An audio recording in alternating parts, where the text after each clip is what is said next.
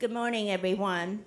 Thank you for showing up for Friday morning coffee. We're so glad to see your smiling faces and here to support two of our very important residents. Today, we're going to hear about Jeremiah's Place, which is a ministry serving the homeless of Lumpkin County by providing resources and transitional housing. Carrie Johnson is the executive director of Jeremiah's Place. She shared with me that she grew up in North Georgia under difficult circumstances and has a heart for the community's most vulnerable people.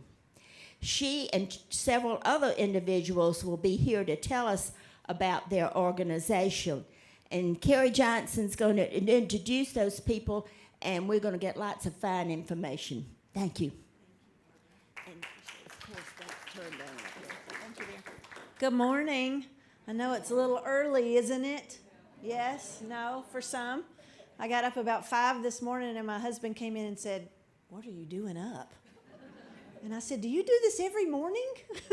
He likes to get up every morning, so 5 o'clock is not a bad thing for him. He enjoys it. For me, I wish morning came a little later in the day, but it is what it is. So I'm the executive director of Jeremiah's Place. I'm going to introduce some incredible people to you, and we're going to present the full picture of Jeremiah's Place one person at a time. As we're speaking, you'll see the slideshow of our property and our facility and our apartments. And then as we present, you'll learn what we do on that property. So the first person I'd like to introduce is Jan Singletary. She's the chairman of my board. She has some very special people in your audience today, Sheila and Tom Richardson, and I appreciate them greatly for having her. I'll let her explain how she landed in this position, but we've done incredible things. Jan's been on my board for a year now, and she's made incredible turns for good for us. So she and I have been friends for a long, long time, and I count her as one of my dearest. So I'll turn it over to Jan Singletary. Good morning. Good morning. First off, let me give you a lesson. Don't ever stop at the United Community Bank in Dahlonega to greet your parents and not expect to get roped into something exciting and challenging like Jeremiah's Place. So I was at the bank and Carrie drove by and said, "Hey, I need somebody on my board. Do you want to join?" And I joined, and here we are. I started out as a board member. Within 6 months, I was chairperson of the board, and it's been quite a ride, and it's been very exciting and very interesting. I'm very glad to be able to present to you our program that we have in Dahlonega. It's a wonderful, wonderful program. But I know you don't want to hear from me. You want to hear more from our founding person and from our resident, which is Wendy. So I'll introduce you to Jimmy Faulkner. Jimmy and his team have founded Jeremiah's Place 10 years ago? Well, it started in 2012, the planning. So it's been a very instrumental part of Lumpkin County for several years. I'm finished. Jimmy Faulkner.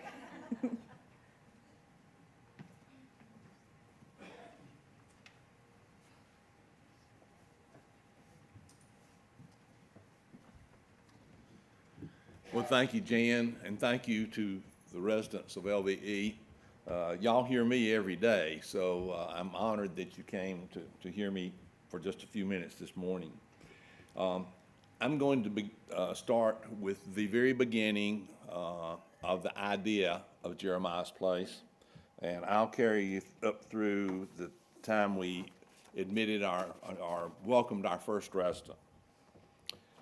The Monday before Thanksgiving, 2012, my late wife, Marie, came home from a church benevolence committee that she had served on for a few years, and told me of a homeless couple who had been living in their car that came to the church to ask for assistance.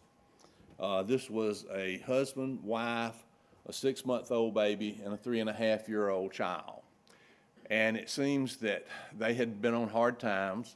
The 3.5-year-old, then 3.5-year-old, had been diagnosed with cancer about 9 months before. About the same time, they found out that the mother was expecting their second child.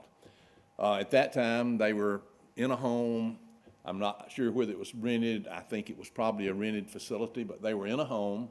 Father was working full-time, and the mother, fairly early on in her pregnancy, began to have problems, such that she could no longer transport the child to have her weekly cancer treatments.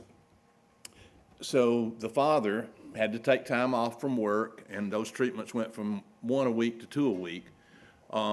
And so as a result of him having to take that time off from work, he lost his job. They lost their home because they had no revenue, and they were living in a car with the young baby and the 3.5-year-old. And I'll have to admit, I sort of did my man thing of, okay, so what? But the Lord had other plans. I didn't sleep much that night, and the next day, Dahlonega has a men's prayer group that has been meeting for almost 40 years every Tuesday, and has right now about 65 to 70 men who regularly attend. So at that prayer group, another member of the benevolence committee told the same story. And as I have told a lot of you who know me well, I'm sure the Lord has spoken to me 10 times for every one time I've listened. But that morning I listened. It was like he hit me in the head with a 2x4. So the next week, 10 men from the prayer group got together and met for prayer. That was the end of November 2012. In January of 2013, that 10 men began having community meetings throughout our community and sharing the burden that we felt for the homeless. In March of 2013, a board of directors were appointed, and I was named chairman. The remainder of 2013, we visited numerous, and I do mean numerous, other homeless ministries in the state of Georgia and around in adjoining states. In early 2014, the group, and we continued having these monthly meetings with the community, getting feedback from them, involving as many church congregations as we could. And as you'll hear a little bit later on, that has been really the foundation of this ministry. It's not been one church's ministry, it's been a full community ministry involving both the city churches in Dahlonega and the county churches. And for those of you who grew up or may be familiar with rural counties, sometimes there's a little friction between God's people, between a county church and a city church. But we think that we have probably helped to bring that situation to the right place also. So early in 2014, we decided, after much prayer, that we would go with an organization called an organizational plan called transitional housing, and you'll hear more about that in a minute. We only had one problem: we had no money. We knew we were being led to move forward, but we had no money. Late summer of 2014, in early 2014, we had made a request to the University System of Georgia, who are the Board of Regents. Y'all have heard of the Board of Regents, I'm sure. And they are the overseers of the entire system of colleges and universities in the state of Georgia. And the University of North Georgia was going to tear down, demolish, if you will, 4 duplex houses in order to build a new dormitory. So we were aware of that, and we made a request to the Board of Regents for them to donate those 4 houses to us. Now, keep in mind, this is a faith-based organization, has been from the very beginning, and the state government and faith-based organizations, I won't say don't get along, but it's really hard to get something for a faith-based organization from any governmental unit. Y'all may have experienced some of that. However, the Lord was working. And in late summer of 14, they honored our request and said we could have the 4 houses. They wouldn't demolish them, but we had to move them immediately. So here we are, no money, and now been granted 4 houses, no land. So in November, the day before Christmas, November 2014, one of our local residents called me and said, I'm willing to do a $25,000 pledge challenge gift. For every dollar that you can raise, I'll match it up to $25,000. And we raised that rather quickly. So now we've got some money, we've got houses, we still don't have land. So we then asked yet another resident of Lumpkin County who we knew had a 4-acre tract of land that was on a, I won't say a major highway, but was on a good road, and he donated the 4 acres of land to us. So, okay, now we've got houses, we've got land, but we need more money to move those houses. So I approached one of our residents in Lumpkin County who's been very generous through the years, not only to our charity, but many charities. And he simply said, how much money do you need? I said, we need $60,000. He said, you'll have a check tomorrow. So now things are really moving. So early spring of 2015, we moved the houses to their current location. We began the task of almost totally renovating the houses because they were 40 to 50 years old. Sheila, did you and Tom ever live in one of those? They were faculty housing at one time. You're familiar with them, though. So there was tremendous amount of renovation that had to happen. So we then requested and received a $100,000 grant from the BB&T Bank Foundation to support the ministry. I'm just about through with my part. On December 15th, 2015, we welcomed our first family to Jeremiah's Place, and the rest is really history.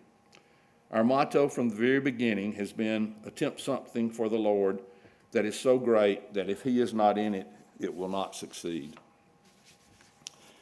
Now I'm going to ask Sally Kelly, who is a leader and one of the founders of the Women of Jeremiah, to come and give you some insight into what this group of wonderful ladies who began in 2019 with just a handful of women, and today they number 155 ladies who are doing a wonderful job of supporting Jeremiah's Place. Sally.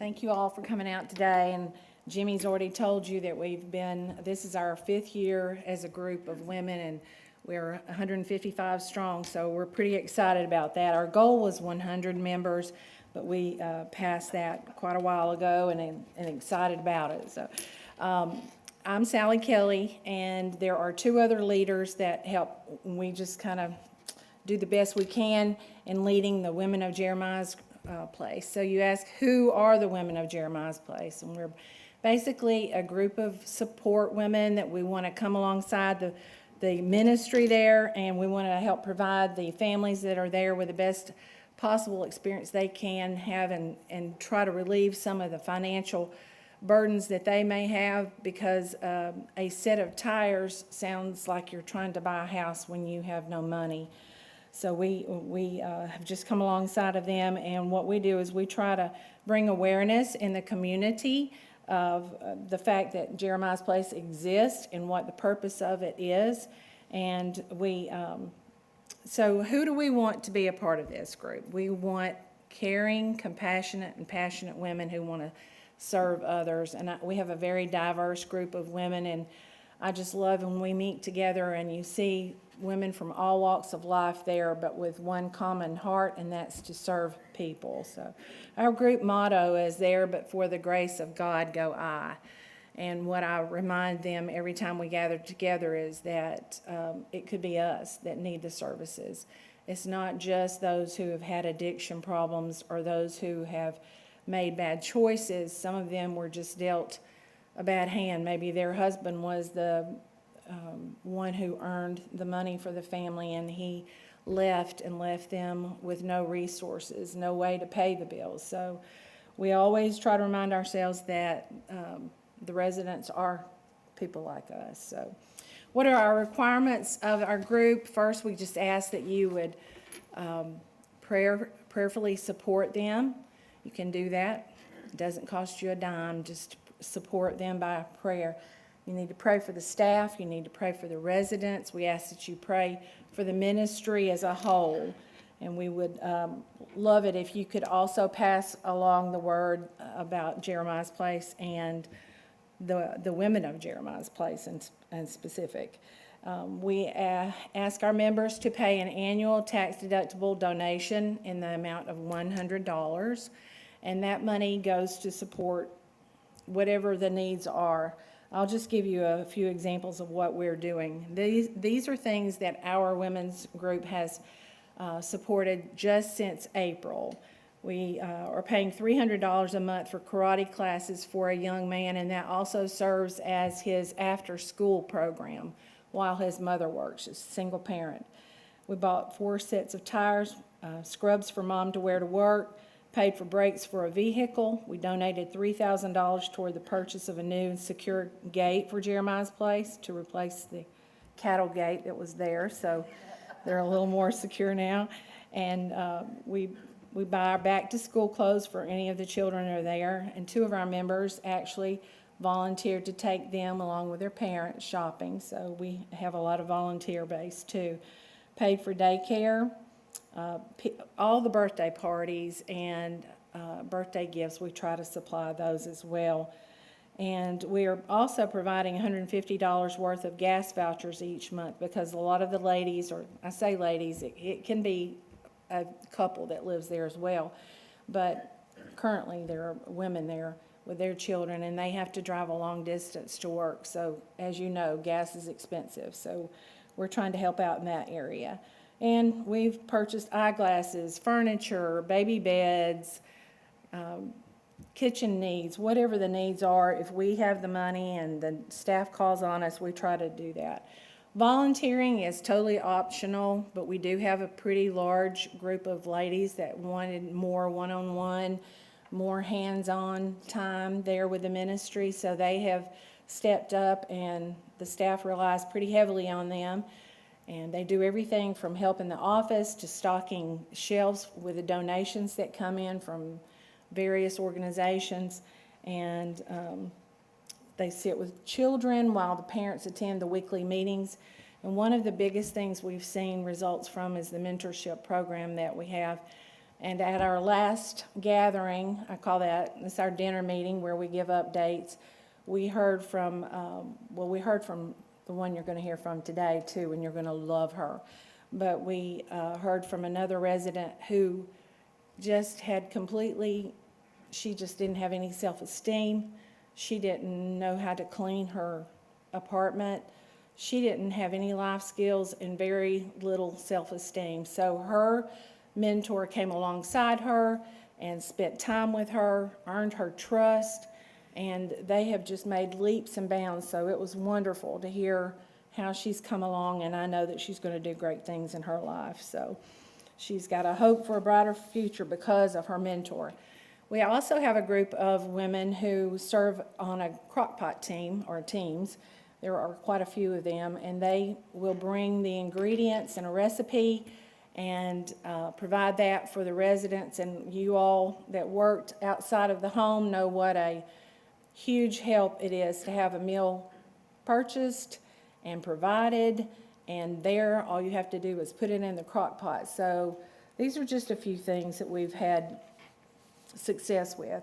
We have 3 to 4 dinner meetings each year. We host most of those at the clubhouse at Achasta, and it's just a time where we can come together and enjoy our fellowship among our members, and then hear from the staff the many updates that are going on, which are always incredible. And the best part about it is when we actually have a testimonial. And the last one we had in August, Wendy, who you're going to hear from today, was there. So I know that you're going to be blessed by hearing from her. But it's a privilege to serve in this group. It's just, you come in thinking you're going to be the one to bless the residents, the program participants, but you're the one who walks away with so many blessings from just serving them. But so I'm going to be like Jimmy, and I'm going to step off stage, because the one you want to hear from now is an incredible woman who has worked really, really hard to get to where she is today. And she gives glory to God, which I love.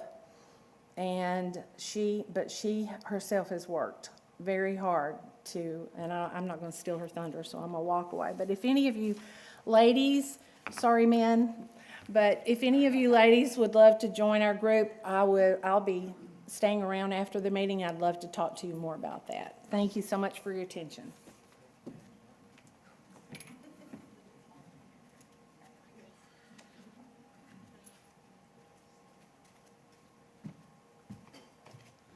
Good morning, everybody. My name is Wendy. Last time I spoke, I didn't know where to start, and I'm back there again. I have no idea, so I'm just going to start from the beginning. I grew up and had a hard life like we all did. We all had struggles, had absent parents, just no love, guidance, or nurturing that we so want when we're growing up. So I was 12 and I started using drugs. By 15, I was a full-blown drug addict, drug dealer. Should have been in prison, possibly dead, but God had other plans. So I cleaned up my life for a while and thought, I can do this. This is easy. But I took God out of the picture. So in 2022, I made bad decisions that landed me in jail. Got my children taken from me. My whole world was upside down over one simple decision. I was hopeless. I didn't know where I was going to go from there. I was stuck in jail. I couldn't get out. I couldn't be with my children. And what I put them through was, or what they're still going through, was tremendous to me. It was a lot of guilt, a lot of shame. So I got out of jail May 3rd of 2024. I had a home that I had just bought before I got arrested, and obviously I was in jail. I couldn't pay for it. So I got behind, and I reached out to Jeremiah's place because I didn't know what I was going to do. I got out of jail. They let you out of jail, but they don't tell you what to do. They don't give you any help. You don't know where you're at. You don't know whether you're coming or going, and you definitely don't know what you're going to do. I reached out to Jeremiah's place in May, towards the end of May, and I was hopeless. I was scared, and I didn't know what I was going to do. I didn't know where I was going to live. I was petrified, to say the least. So I went in for an interview. I met two great ladies, Janet and Miss Carrie, Miss Janet, that let God lead them. And I see things that, it's just been amazing for me. They let me into the program. They lift me up. They, everything that I've needed, they have prayed about it and got it for me. Lanier Village has been amazing to me. My house was in foreclosure. Sorry, I'm a little sideways today. I'm struggling and nervous. But my house was in foreclosure, y'all, and I was like, God, I can't lose my house. But I thought I was going to lose it. So June 21st, it was supposed to be sold at the courthouse. Well, I received a letter in the mail, and for some reason, they didn't sell it. They let it go till August 4th. And I said, well, thank you, God. Thank you, God. This gives me time to get with the mortgage company. In the meantime, I'm at Jeremiah's place, and they're guiding me, and they're lifting me up, and let me know what a winner I am, and where I can be, and what I can do. They're showing me the way because God's showing them the way. So July 28th, I find out the mortgage company's deferring my payments. I get my house back. Unreal. I was like, oh my God, look what he did. Look what God did. So my house is messed up. It needs a lot of work to it. Well, Miss Carrie, she reaches out to everybody. I need new appliances. Lanier Village, Jimmy, thank you so much, was there for me. All of you. They donated all of my appliances, and it's just been an amazing experience. You know, when I went to jail, I had turned my back on God, but he had never turned his back on me. Never. He had me in the palm of his hands this whole time.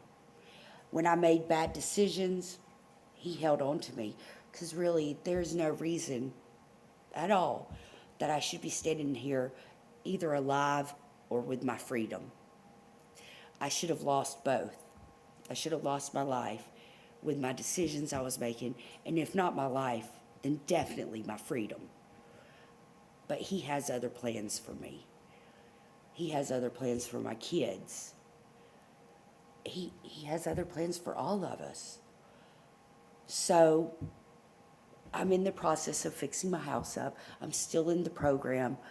And Miss Carrie and Miss Janet, Miss Sally, all support me and push me in the right direction. I got a call from Carrie yesterday telling me, Wendy, you've got to do this. We've got to figure something out. I was napping. She's like, are you asleep? I was like, yes. And she's like, okay, well, this is what's going to happen. And I was like, oh my goodness, what? So I got really overwhelmed. And she's like, sorry, I didn't mean to freak you out. I was like, you did. It happened. But without God, y'all, without all of these people, Jeremiah's Place, all the women of Jeremiah's Place, I don't know where I would be, because they let me out of jail with no plan. They're like, give me your address. That's where you're going? They don't check. They don't care if it's a real address. They're like, just go. You're free now. Well, that's great. Yay, I have my freedom. But what else do I do? And I know without God, y'all, I would be nowhere. I wouldn't be half the woman I am today. My children wouldn't have a hero. I'm still their hero, regardless. And that's because of God. You know, my children have experienced so much through my bad decisions, but they still love me through it all. And God loved me through it all. And he continues to love me and bless me. It's unreal to me once I opened my heart to God and allowed him in and allowed him to lead, guide, and direct me in every aspect of my life. Things just like drop in my lap, and I'm like, thanks, God, thank you. It's just amazing. And Jeremiah's Place has provided me housing, food, breaks, an oil change, everything that I've needed. And it's been absolutely amazing. And without them, I don't know where I'd be. So now I'm going to introduce my very good friend, Miss Carrie. Thank you so much for listening.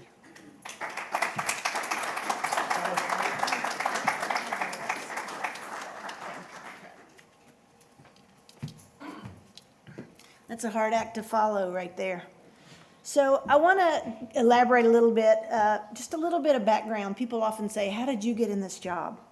Well, circumstances contribute to what God calls us to do. As Wendy said, God doesn't leave anything left unused.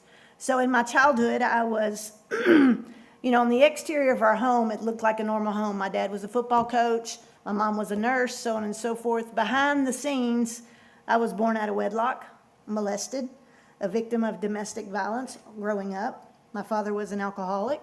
My mother schismed because of her domestic abuse and was taken from our home when I was 5. We were homeless on several occasions. So then, as I was going through school and as I was looking back last night, I was thinking, you know what? God always had helpers along the way. My whole life, there were always helpers. Miss Whitaker, my 3rd grade teacher, would take me home with her when she knew something was going on. My father's boss's wife would come get me. She was childless and she wanted a little girl. So she would come get me and take me to her house. When I was in high school was when things really went crazy. And one of my high school teachers, Linda Jean Black, you may know her, she gave me lots of licks with a paddle because there were things that I got caught doing that I shouldn't have been doing. But those 15 licks that I got, I still remember them to this day. So she's one of my helpers along the way. I finally grew up, escaped the cycles, repeated. I married a man who was an alcoholic, an abuser. I then became a victim of domestic violence. I had 2 babies, postpartum depression, left him, became homeless, was an addict. Then I found a healthy church. God brought me into a healthy church. And that church supported me and my little girls until we were able to get back on our feet again. I put myself through college, knocked out 2 years in 1 year, got my degree to teach, started teaching. My 4-year-old was diagnosed with leukemia. I had to resign from my teaching position. They discovered that she didn't have leukemia. She had 2 ureters, so her body was recycling her waste. So within 30 minutes, her procedure was fixed. No leukemia, praise God. But here I am, September, no teaching position. And for many of you that know a teaching position, you get them in April and you don't get them again until next April. So luckily, my church was offering a training program for ministry. So I started studying scripture, started studying patterns of lifestyles that be repeating themselves, generational curses, generational choices. And so I started studying these things and eventually went to seminary, became a pastor. So fast forward, 2004, I became a helper.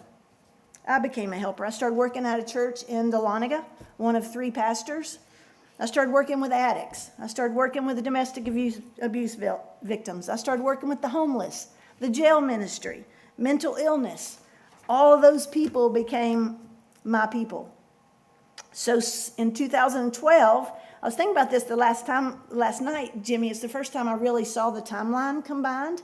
But in 2012, we had a lady in our community who found herself dying of cancer. She had no help. She had no family. She had very limited resources on Social Security. And so she came to the church and she asked for us to help her. So we immediately founded a group of helpers to help her end her life in a way that was honoring. She said, I have $1,000 that I want to donate to this church, and I want you to start a care fund that is benevolence only. I want you to give this to people who don't have the help. So we called that Lisa Care. Lisa Care was founded in 2012, and we worked in tandem with the Baptist church that Jimmy went to, and we worked in tandem with the benevolence from the other churches in the community. Today, Lisa Care is still in effect and still operating, and I meet with them regularly, probably every 2 weeks, to make sure we're all on the same path regarding the help that we give our community. So we're all becoming helpers. So upon her death, she left a legacy gift of $1,000. That was 2012. Here we are, 2024, and that $1,000 is still reproducing itself. So from a helper, she became a legacy. Much like what Jimmy's done. He's created a legacy out of that group of people who were concerned about that little family. A legacy was born. So legacies come out of helpers. So our goal is to leave everything on the table that God gave us. He doesn't intend for us to take anything with us. He intends for us. His word says that he blesses those who help the widows and the orphans. That's a blessing. So our goal is to become not only helpers, but to leave legacies. So my privilege is to work at Jeremiah's Jeremiah's Place and everything that we do. I have full anticipation that Wendy is going to become a helper, and then she's going to leave a legacy. We created a program in Jeremiah's Place that has 5 phases. The 5th phase is you've graduated and you come back and mentor. That's where your legacy kicks in. You may be a helper, but then you leave a legacy. It might be your time, your energy, your money, your prayer, as Sally said. We all have something that we can leave to the people behind us. And we all have circumstances that have prepared us to leave, to be helpers and leave legacies. So in 2023, I came to work for Jeremiah's Place. And the people that I was helping in the church are the people that I help now. It's a wonderful privilege to see how they created this ministry. And the first thing I did when I took this position was I called Jimmy and I said, what am I supposed to do? And he said, God will give you the vision. And I'm thinking, no, I need your vision because I don't want to figure this out. And he's like, no, God will give you the vision. We've set the foundation in place. They left the legacy. So all we have to do is pick up the baton and run with it. And that's what we do. Women of Jeremiah's Place, they show up to help us mentor. They cleaned apartments when somebody moves out. They help our women learn how to clean their homes. They provide meals. They provide child care. They provide Uber driving for us. They take people to all different, kids to karate. They take moms to doctor's appointments. Whatever we need, we have a group of 150 women on speed dial.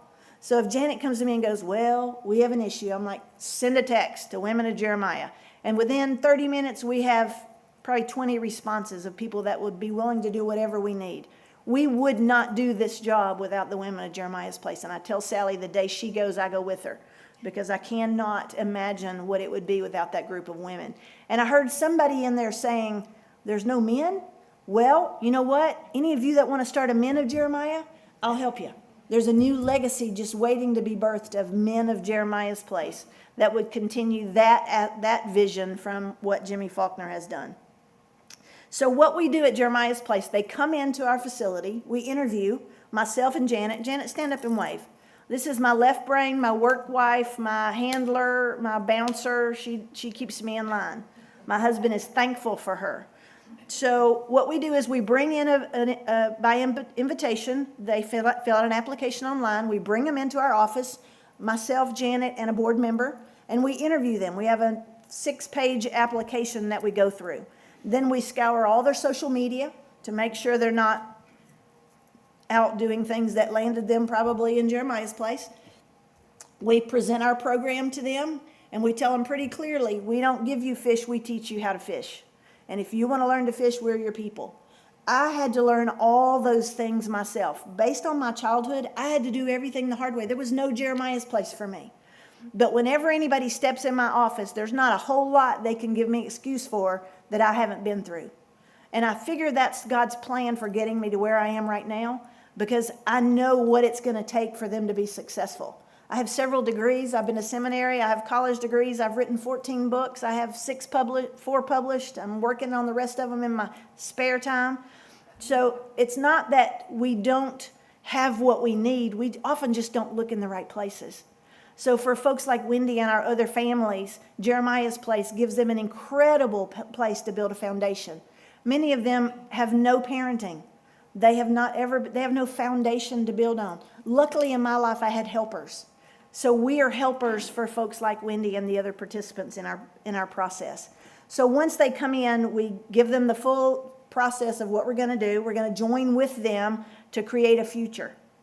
So we do an assessment, we build a profile, we set goals, and then we build teams. So once we set goals, they have future goals that involve what their job's going to look like. The little girl that they were talking about earlier dropped out of school in 8th grade. So she works now at UNG. She makes pretty good money compared to what she was doing when she came to us. She wants to be a cook. She wants to be a chef. So we're starting to get her the certifications so that she can walk into a restaurant and have all the certifications she needs so that she can start at a higher pay rate. The next thing is we lay out a budget, short term, next week, long term. We just yesterday interviewed a financial coach from University of North Georgia that's going to come in and meet with our residents to get them on a financial train that surpasses what we could do. So he's has a degree in finance and a background in business. So he's going to be able to take them places that we couldn't take them. So we build a team based on what they need. If they have parenting lack, we bring in a mentor that can teach them how to parent. If they don't know how to keep a home, we bring in somebody that'll teach them. We have a list on their refrigerator that Monday I do these things, Tuesday I do these things, Wednesday. That list was made by one of our residents who was successful at keeping house. So we evaluate their relationships. Okay, you need to get rid of this guy. Okay, you need to join into that group. Okay, you need to go to newcomers group and figure out what Dahlonega looks like. You need to go to a city council meeting. You need to go to a commissioners meeting and know what the politicians in your community are doing for your welfare. We encourage them to join in all different kinds of Cooper Green, whatever they need to do to be able to become a productive citizen in our community. We make them go to the bank. We make them introduce themselves to the bankers and to the tellers. So when they walk in, they have a face that they know. We get credit cards locally. So when she walks in there, Bobby Joe will say, "Hey, Wendy, how's it going? Are you doing well? Are you staying on track?" So we build relationships with them in community. We evaluate what their support looks like from their family. Is their family destructive? Is their family abusive? If so, we get them counseling to navigate how to set boundaries for their family. We look at their education. Did you graduate? Did you drop out in 8th grade? If you do, the first thing we're going to do is sign you up with Jennifer to get your GED. Then we're going to start looking to fast track you. You want to go to trade school? Do you want to get a certification from somewhere? Do you want to go to college? We had a girl last year that graduated. Her husband was incarcerated. She had 3 babies, 2 special needs, 1 autistic nonverbal. She left us after 14 months, second year at UNG, $20,000 in savings, and she's knocking out her degree in education, specializing in autism. So the next thing is we look at self-care. Do you journal? Are you studying your devotional? Are you spending time with the Lord? Are you walking and interacting with the Lord on a regular basis? If you don't do that, we're going to teach you how to do it. First thing they get when they walk in the door is a message Bible and a journal. We teach them how to journal. We teach them how to paint in their journal, draw in their journal, cathart in their journal, whatever they need to do to learn to have healthy self-care. We look at their nutrition. If they don't know how to cook healthy, we bring in somebody that can help them, teach them how to cook healthy meals, teach them how to evaluate what they're eating and how they can do better to serve their body as a temple of the Lord. Some of them don't know how to practice personal hygiene. We bring people in that work with them on that. One of the girls that came in said, "My self-care is I take a bath every day." And I'm like, that's a good place to start, but we're not going to end there. We're going to do more than that. So whatever they lack, that's what we build on. We evaluate what their job is, how much they make per hour, and we start calling our resources in the community until we can step them up a bit. We partner with them with a career coach so we can find out what their gifts and talents are so that they can operate in their passions naturally for their future and their career. We look at what skills they have and how can we contribute to that? How can we build on that? We take advantage of every resource in our community. We work with all the churches. We work with other nonprofits. We work with businesses. I had a lady call me yesterday from a business and she said, "I need employees." I called Wendy. I said, "Hey, we got a job. Go online, fill out the application." Wendy said, "Where's the place?" "Behind Ford, Chestatee Ford." She drives over there. I'll get my application when I walk in the door and meet the lady that runs human resources. That's who Wendy is. Next year, she'll be working at that place, and I wouldn't be surprised in a few years we come back here, she's not human resources herself. We evaluate their skills and we set goals. We build teams to help them be successful. What she said was we reparent them, and that's what we do. But the privilege is that we use a whole community. We work with churches, so we find out what flavor of belief they have, and we call that pastor and say, "Hey, Wendy's coming to your church on Sunday. Will you meet her at the door and introduce her to some people in your church? Will you put her in a community group? Will you take her in so that she feels at home?" Because when they leave Jeremiah's place, they need family. A lot of times they've broken bridges with everybody they know, and they need to know that there's somebody outside of Jeremiah's place that can build community with them and build family with them. Once they graduate our program, we continue to offer our services with them even though they're off-site. They come back once a week. We go over the same goals, the same hopes that we have. We push them the same way we do right now because we know that there's going to be lots of obstacles outside of our door, and they know it. So we offer them the opportunity to come back and partner with us even once they've gone. Once we build our teams, once they start making their movements, we evaluate every 30, 60, 90 days, and we figure out what they need to keep moving forward with their success plan. We couldn't do any of this without Women of Jeremiah's Place. We couldn't do it without our churches, without other nonprofits, without the benevolence that's already built into our community, thanks to legacies like Jimmy Faulkner. So Lanier Village Estate has become a new legacy for us.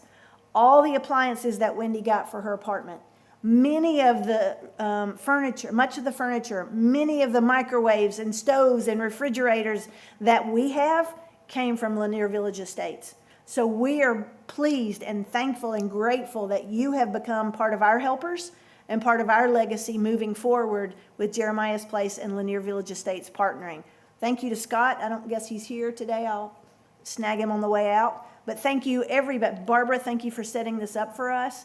John, thank you for setting all this equipment up for us. So I'm going to take a few minutes and give you an opportunity to ask questions if you have any.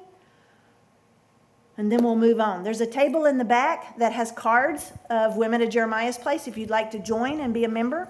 There's chocolate if you just want to pass by and grab some chocolate. There's also pamphlets that tell about our whole program in depth if you didn't get enough today. There's a lot of insight and program. For those of you that like the statistics, there's a whole page of statistics and percentages and graphs and codes and all that stuff that some of y'all love. So, yes, ma'am. About how long do people stay in your program? I mean, I'm sure it varies, but what are the typical lengths? We are in creation a 30, 60, 90-day program, but as everybody else starts censuses, thanks to COVID, things have changed. Unfortunately, right now in Lumpkin County, we have zero housing market. So a lot of it depends on where they are with their goals, where they are with their education, and how quickly we can process them into new housing. The last two families that moved out, we had to move them to Cleveland because we could not find housing in Lumpkin County. Dahlonega is a college, a university town, and we have very little housing. I mean, if you were a landlord and you could rent a house, 2-bedroom for $1,200, but you could get $800 per bedroom, you're not going to rent it to a family. You're going to rent it to a couple of college kids. You got a 3-bedroom, you're going to get $3,000 a month as opposed to putting one of our families in where max we can pay is $1,500 a month. So we can move them to Cleveland, we can move them to Dawsonville, and we can house them for $1,200 a month for a 2 or 3-bedroom. But their kids are in school. We've built community in Lumpkin County. We're trying to build relationships. Their jobs are in Lumpkin County. So right now it's taken a little bit longer than we would prefer, but as long as they're meeting their goals and meeting their tasks, we're okay to keep them and extend their time. But ideally 30, 60, 90, we're working on an average about 6 months right now for those reasons. Anybody else? I have a question for Jimmy. What happened to the family you mentioned in the beginning living in their car? I honestly don't know, because that was 2012 and we didn't open until 2015.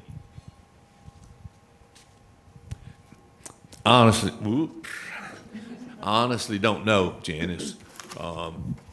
That was 2012. And as I said, we did not open until December, took our first resident December of 2015.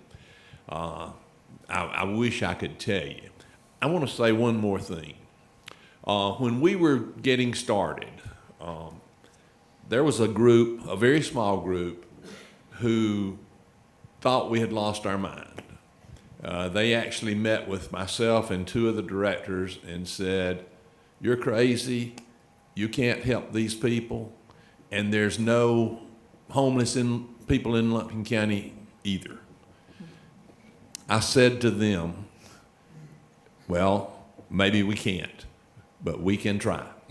And I also said, you know, I was like you, that there were no homeless people in Lumpkin County. And as long as I was looking with my eyes, but when I started looking with my heart, I saw there were. About 2 years later, the head of that group wrote me a letter, and it was a pastor, by the way, said, "I apologize. I was wrong. You were right. And I really cherish that letter today. Amen. Thank you. Any other questions?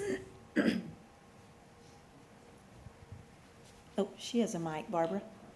Okay, good. What is your capacity? How many women or families can you house at any given time? We have 7 apartments. So we have 7 apartments right now. We have 2 that are living off campus that have graduated and are still participating in our program. But we have the capacity to hold 7 families. If we have singles, we could put 2 in an apartment. It's a 1-bedroom apartment, but we get very creative.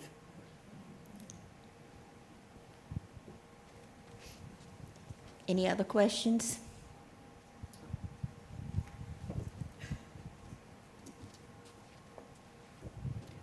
I hear you saying families, but I don't hear you saying men, and I'm thinking that men are more reluctant to seek help than women are.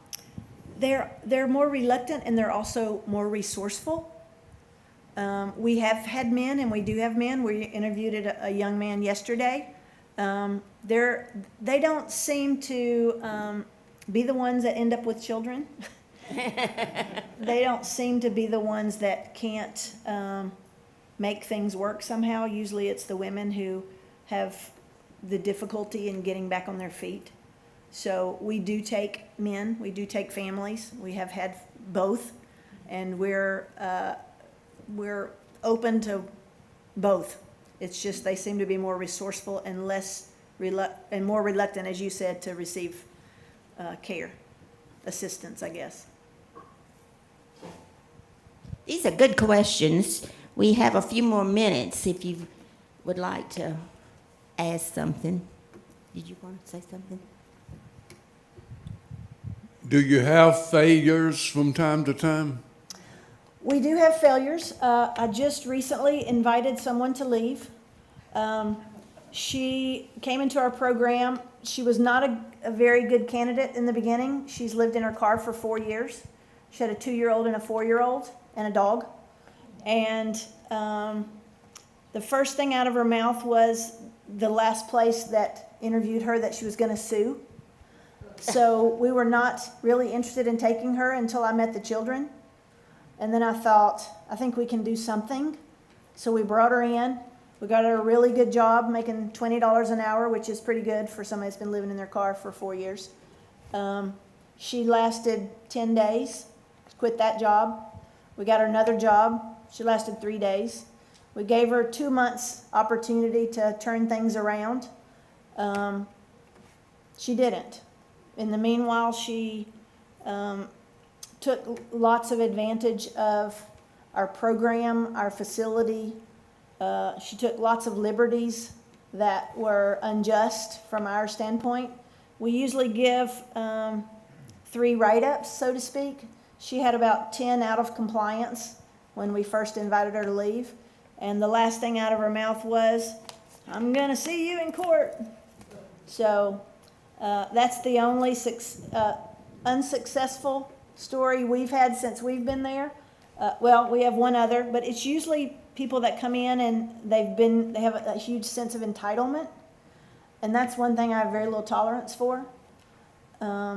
So usually we do everything we can do, and once we've done everything we can do, we pleasantly, with resources in PAC, invite them to move on to something else that's better suited for them. So unfortunately, yes, we do. At this point, I'm going to turn it over to our best kept secret. Tony Collins and Jimmy Faulkner have been friends for how long? A long time. See how politically correct Tony was when he didn't answer the question? Anyway, Tony's going to wrap up our program today. Thank you so much for your patience and your tolerance and your heart to come along and partner with Jeremiah's Place. We're eternally grateful. Thank you. Tony?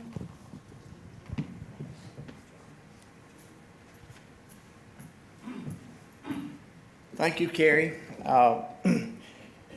Hearing Jimmy go back to 2012 caused me to reminisce just a little bit. I remember that time very well, and most of you didn't get to know Marie, I suspect, before she passed. Marie was one of the most influential people in Lumpkin County. But she was as quiet as a mouse and as docile as a little lamb. You would never, outside of coaching basketball, you'd never know that Marie was an influential person. But Marie knew something early on that she knew how to get things done. She heard the story. She heard the story about the benevolence committee family, and so she goes home and she whispers in Jimmy's ear. Well, on more than one occasion, she goes home and whispers in Jimmy's ear. Now, what Marie knew is what some of us know, and I bet most of you that know him know this too. Jimmy has two speeds. One is stop, and the other is wide open. And there's no in between. So when he gets on to something, it's all the way. Well, as I was listening, going back in my mind to the 2012 conversation that they had, and listening to where things are at today, with all that's going on at Jeremiah's place, God really does have a purpose for everything, doesn't he? There are no coincidences, and in this particular case, there was no coincidence that Marie was there at that benevolence committee meeting, whispered in Jimmy's ear, and she might have had to whisper more than one time to get him going, but she got him going, and the rest is history, as they say. You've heard some good information this morning about what goes on at Jeremiah's place. It's a truly remarkable ministry that's changing lives. But there is also a business side to Jeremiah's place. There's also a financial side to Jeremiah's place that we have to be conscious of. Jeremiah's place has a budget of roughly $200,000. It's supported by two or three things, two that are really significant. One is they have a fundraiser, the Spaghetti Supper, that many of you know something about, maybe from the Dahlonega area, and that's been very successful over the years. It now amounts to about 25% of the revenues that come in for the ministry. The other major revenue source, of course, just goes to one thing, and that is the contributions of businesses and individuals just like you who recognize what's going on there and want to be a part of trying to help change lives, like what's happened with Wendy. And so it's important that we continue to keep the partners. Well, how about that? It never fails, does it? It's important that we maintain the partners that we have, but it's also we're always looking for new partners to be a part of our ministry. We get very little money from any other sources. We only get a little bit from grants, a little bit of this, a little bit of that. But truly, the major portion of our revenue comes from the fundraiser and from contributions. Now, over the years, though, God has blessed the ministry. Do you remember what the first budget was? You got any idea? Probably wasn't more than $75,000 at the most, and now it's up to a couple $100,000, and met it. I won't say with ease this year, but met it the budget this year. But there is a way that you could be a part of helping us out with that. It's an easy and simple method, and I suspect most of you are in the category where you've got an IRA somewhere, and if so, you receive a required minimum distribution each year on that IRA. Does that everybody sort of follow along with that? Well, there is a method of making a contribution to a ministry like Jeremiah's Place directly from that IRA, and it's called a qualified charitable distribution. And this is a transfer of funds from your IRA custodian payable directly to a qualified charity. Jeremiah's Place is a qualified charity. this is one of the last places that we have of where you can get money out of your IRA on a tax-free basis. You know that required minimum distribution that you get every year, you have to pay taxes on that.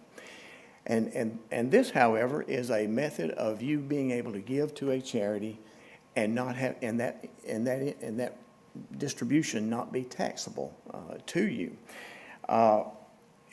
And again, it's one of the few, if not the last, loophole left of how to get money out of that IRA from a tax-free basis. So an example of this would be sort of like this.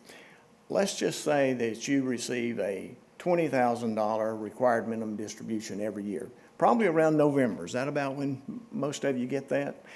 And and so you get that year after year after year. Well, going forward, it might be that you tell your financial advisor, hey, that $20,000 that you normally send me, how about sending me around $18,000, and let me send $2,000 to a charity of my choice.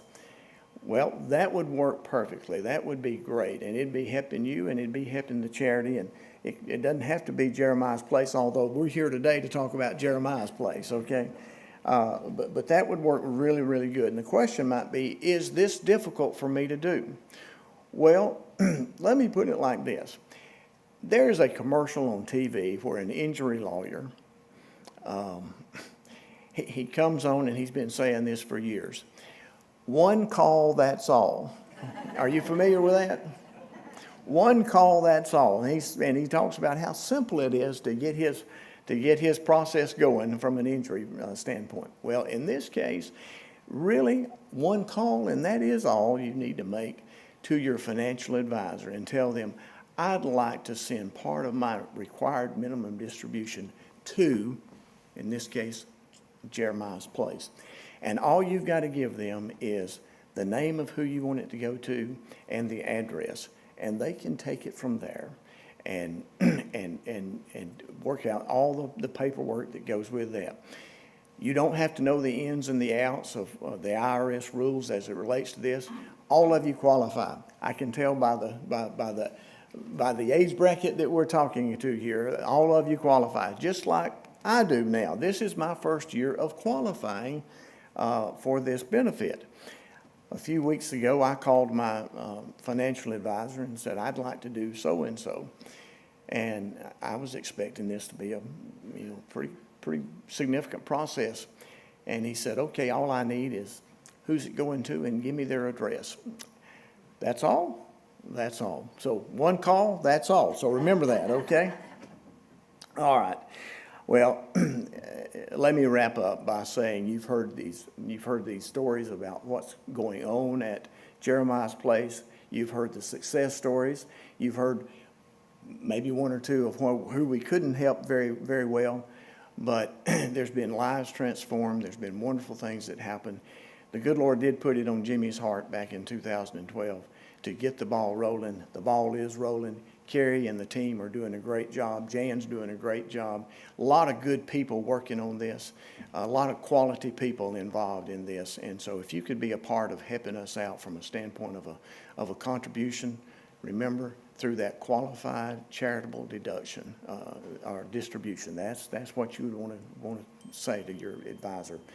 It would be a wonderful thing, and join us in that. And so many people have been blessed already, and that's what we're after is the continued blessing of the ministry and of the people. Okay, ma'am.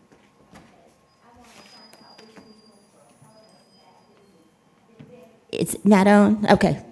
But thank you for all coming. I'm sure we're all inspired. We love the residents here that have been so instrumental in this organization, and we thank you so very much. Okay. And you can start.